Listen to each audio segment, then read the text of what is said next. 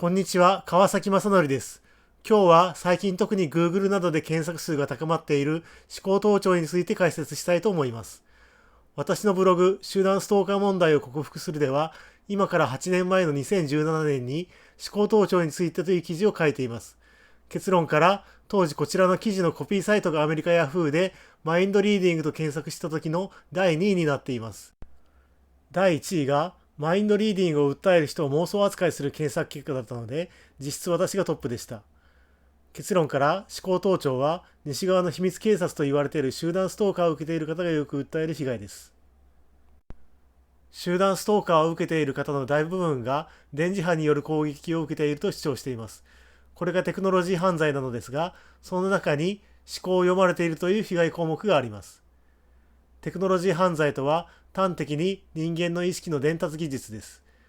例えば、加害オペレーターが聞いた聴覚を被害者に伝送して音声を聞かせたり、感じた痛みを被害者に伝送して痛みを及ぼさせたりすることが可能です。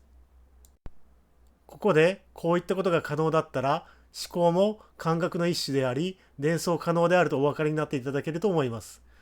これはアラン・フレイという学者が発見した他の人には聞こえない音声を特定の人間に伝送するマイクロ波長波効果、フレイ効果が科学的原理と言われています。我々被害者 TI、ターゲティッド・インディビジュアルは恒常的にこの被害を受けています。端的にこの被害を受けている人間からしたら、もう人類にはプライバシーという概念はありません。具体的な被害としては、通りすがりの人に今考えていることをほのめかされる。必ず行き先に不審人物が現れる。意識の中で加害オペレーターとの会話が成立し、その会話の大部分が誹謗中傷であるなどがあります。結論から、テクノロジー犯罪に用いられる電磁波の帯域がマイクロ波パルスのレーダー波と言われています。これが透過性が強く、地下室やトンネル内部でしか防げません。コンクリートの建物の内部程度では電磁波の被曝を受けます。日常生活で防ぐ方法はありません。最近でこそカリフォルニア大学やマサチューセッツ工科大学が脳に接触するデバイスを人体に装着した際の思考盗聴に成功しています。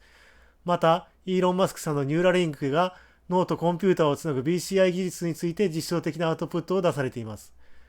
これらはいずれも接触型なのですが、我々の被害は非接触型で、空気中を電磁波が飛んで脳波に干渉して思考盗聴が行われています。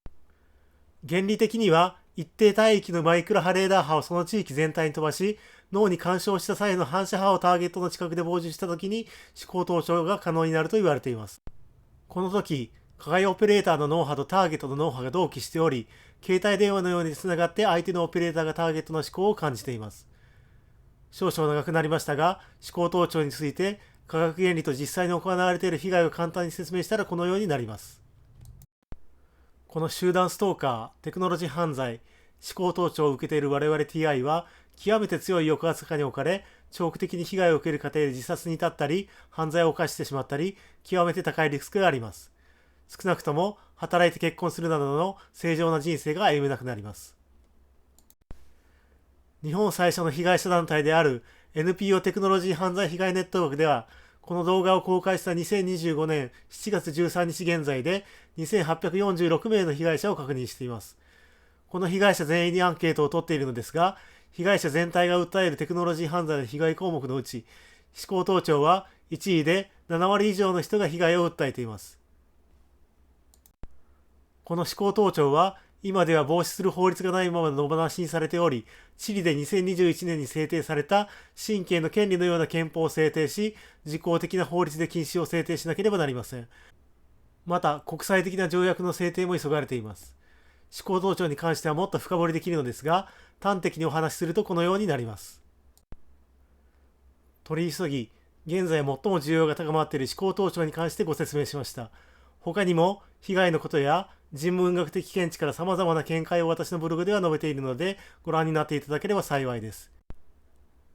最後に、思考盗聴は、被害が顕在化した TI だけでなく、都市部にお住まいの方はいつ被害を受けてもおかしくありません。危機をお感じになられ、少しでも我々の被害にご関心を持っていただけることを期待として待ち人させていただきたいと思います。私の動画が面白いとお感じになられた場合、ぜひいいねとチャンネル登録をお願いいたします。ご視聴ありがとうございました。